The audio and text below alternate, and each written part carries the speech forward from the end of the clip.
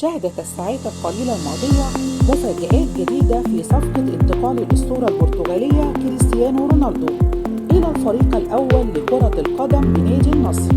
ونادي النصر يحاول منذ أسابيع التوقيع مع رونالدو، حيث قدم عرضا رسميا لضمه بداية من يناير 2023 ولمدة موسمين ونصف مقابل 500 مليون يورو. ولا يرتبط الأسطورة البرتغالية حاليا بأي نادي، وذلك منذ فسخ عقده بالتراضي مع الفريق الأول لكرة القدم بنادي مانشستر يونايتد الإنجليزي.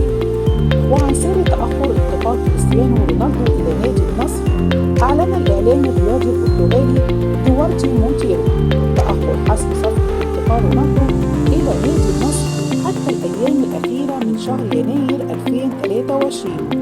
وكشف مونتيرو عن 3 أسباب رئيسية وراء تأخر انتقال كريستيانو رونالدو إلى النصر على النحو التالي: أولاً، عقود الرعاية الضخمة المرتبطة بالأسطورة البرتغالية.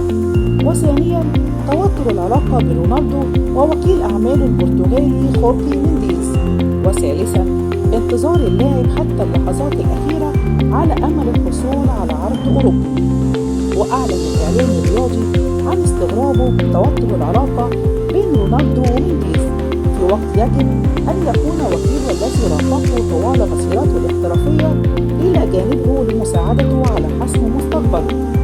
وتم نشر مجموعة من الصور للقصر الذي سيسكن فيه رونالدو وعائلته حال حسم النصر الصفقة بشكل رسمي.